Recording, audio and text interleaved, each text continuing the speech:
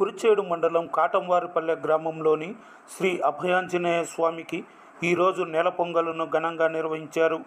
June 2న ఆలయ ప్రతిష్ట మొదటి వార్షికోత్సవాన్ని నిర్వహించుకున్న ప్రజలు నెల పొంగళ్ళ సందర్భంగా ఈరోజు ఉదయం నుంచి స్వామివారిని ప్రత్యేకంగా అలంకరించి పూజలు నిర్వహించారు.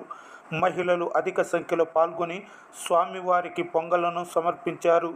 గ్రామస్తులు ఈ కార్యక్రమంలో పాల్గొని స్వామివారిని దర్శించుకున్నారు.